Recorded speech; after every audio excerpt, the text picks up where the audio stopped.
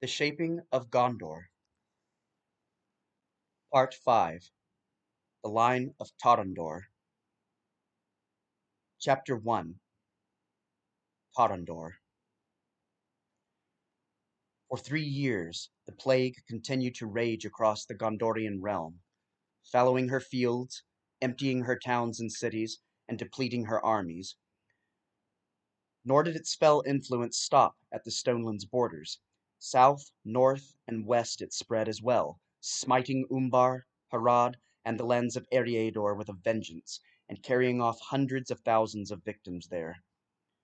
So heavily hit, in fact, were such parts of Lower Eriador as Miniriath that they were never to recover, and the once great river port of Tharbad would fall into dereliction and decay from this time onward. The plague did not reach Arthedain, which most fortunately escaped its ravages largely untouched. This bought the northern kingdom a further 3 centuries, in which it remained as an effective bulwark against the growing power of Angmar.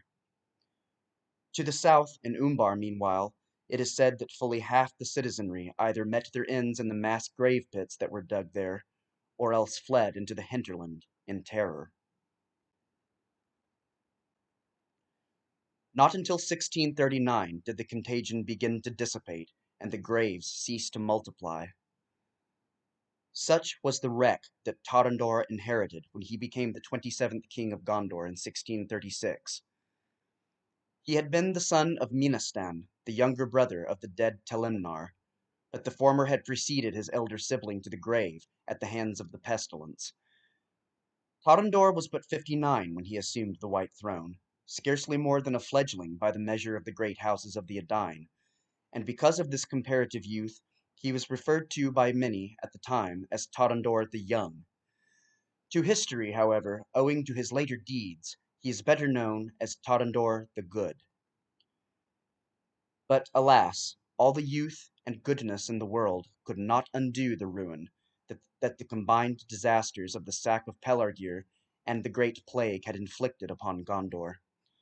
Most of her navy was reduced to a pile of ashes and cinders at the mouth of the Anduin.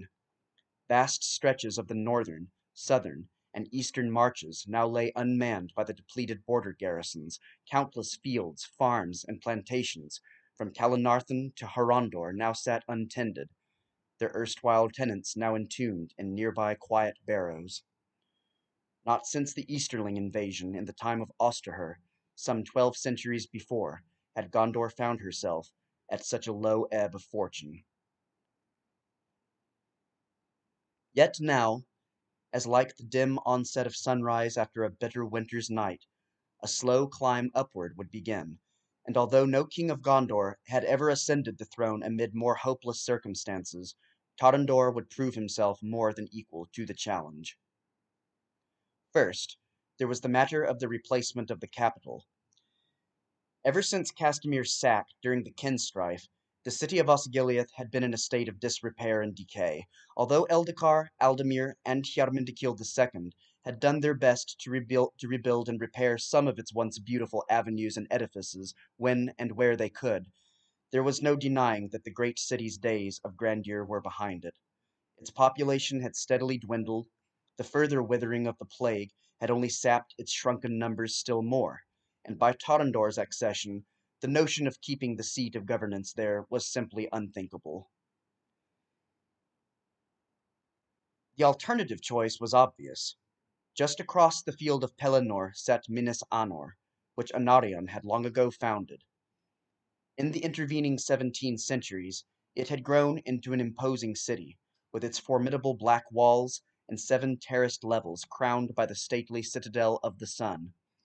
Almost alone of the great cities, it had largely escaped both the destruction of the Kinstrife as well as the ravishing of the plague. Moreover, Minas Anor was no stranger to the accommodation of royalty, since for the previous 1,000 years various kings had used it as a summer residence, and had relocated their courts there during the warmer months. So, there was little question of its suitability to serve. Thus in the summer of 1640, king and court bade farewell to the ruined Osgiliath, and relocated to the White City at the base of Mount Mindaluin, this time for good. A new sapling of the white tree was planted in the citadel. Osgiliath's days as the chief city of Gondor were done 17 centuries after its founding on the Anduin by Isildur and Anarion, and though it would continue to retain some residency hereafter, it would be amid a state of ever-deepening decay. Minas Anor's eminence within the realm, meanwhile, would now loom ever larger as the centuries passed, and it would in time acquire a new name, one by which it was already referred to by some in Tarondor's reign, Minas Tirith, meaning Tower of the Guard. Aptly named it was, for its impregnable ramparts, broad and strategic placement at the crossroads of north and south made it a natural central hub, and as time went on, all the great affairs of the land would come to revolve around it. That is, it quickly became the great city of the Gondorian realm, with all others becoming little more than afterthoughts. The transfer of the capital was merely the first of the labors of Tarondor, however.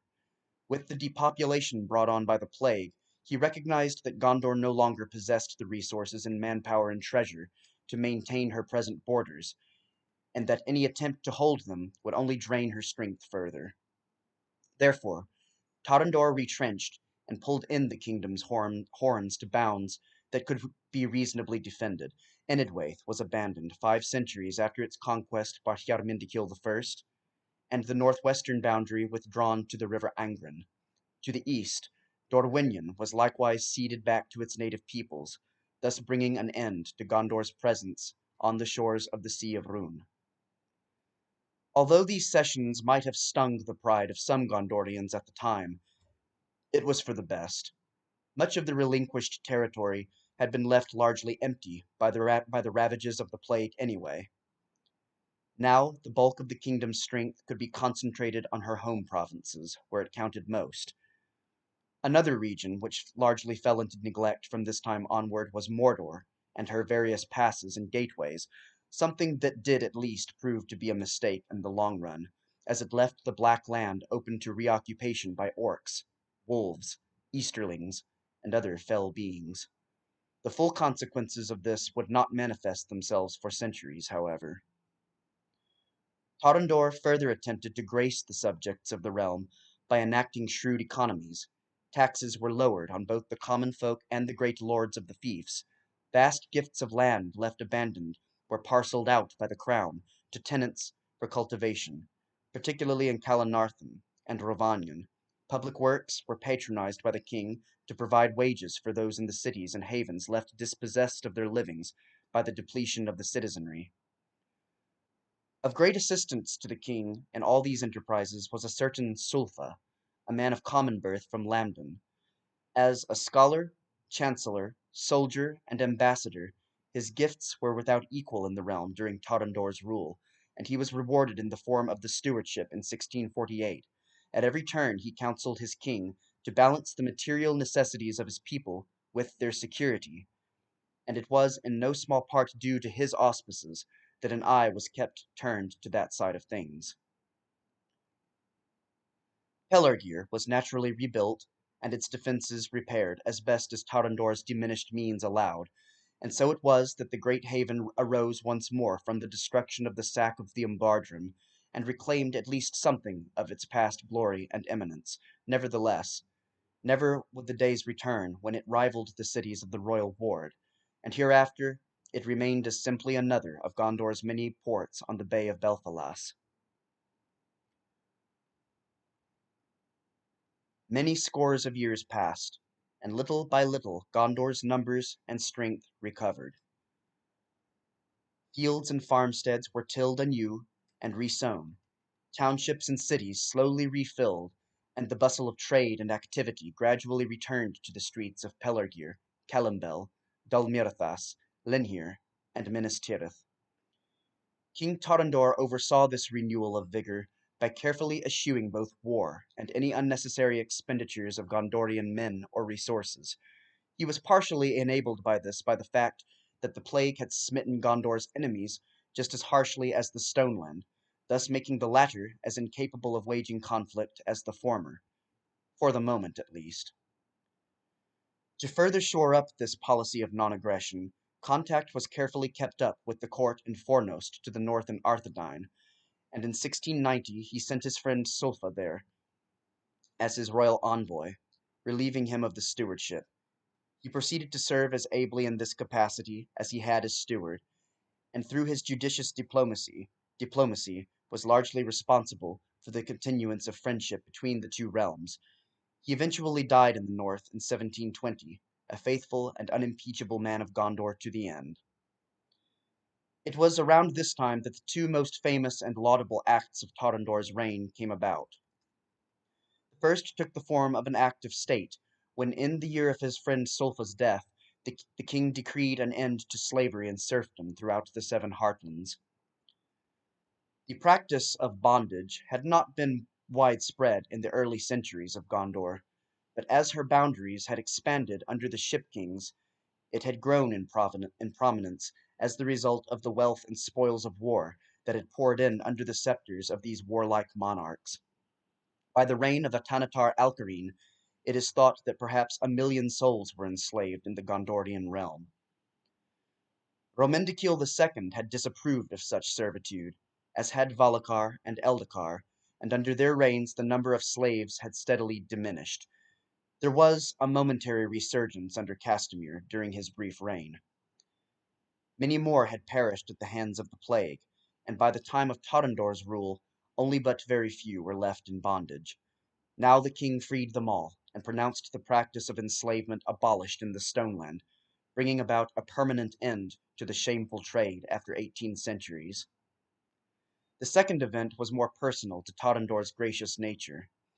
In about 1725, the precise year is not certain, the king was passing through Calanarthon on his way to Angranost by way of a routine provincial inspection when he and his retinue came upon the small village of Tumlir, near the northern slopes of the White Mountains.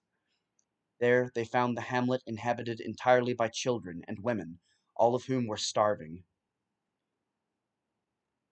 When the king queried as to what had occurred to the township's menfolk, he was told that the village had fallen prey to ferocious wolf attacks, and that all of the men had been slain in the attempt to repel the beasts, leaving no one to tend to the business of hunting and working the fields, and consequently the wives and children were now slowly dying of starvation.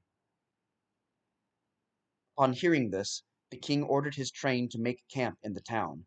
He sent a messenger to Araminos for supply wagons, and ere 3 days had passed, he had provided all the villagers with food and drink aplenty, and he shared in their songs and merrymaking for many days and nights. He further arranged for members of his own household to remain behind, as guard over the humble townsfolk, until they had replenished their numbers through natural multiplication, and he returned there as often as he could whilst he lived. This donation of Tumlir was held in reverence throughout the realm, and beyond it, in song and verse, as the act of a kind and fatherly king, and it was but one of countless such deeds of beneficence on his part. Tarondor attained the age of 221, reigning for 162 years, the longest reign that Gondor has ever known. Yet, for all its length, the scrolls give us exasperatingly little detail of the events of his rule, especially in its later seasons. Perhaps this should not be such a surprise. After all, it is the catastrophes, wars, and scandals which fill the annals, and Tarondor was a man of peace and humility.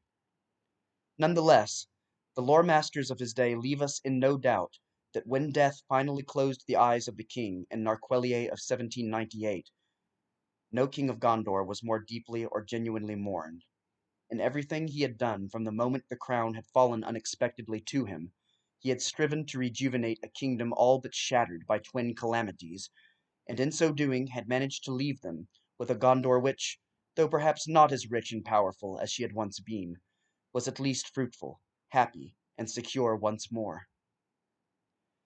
Given this legacy, it is no wonder that so many and deep were the roses, lilacs, and poppies that mourners left about his funerary bier in the citadel of Minas Tirith, that it looked less like a courtyard of state than a lake of perfumed blossoms. After all, he had been a man of the people, one of themselves.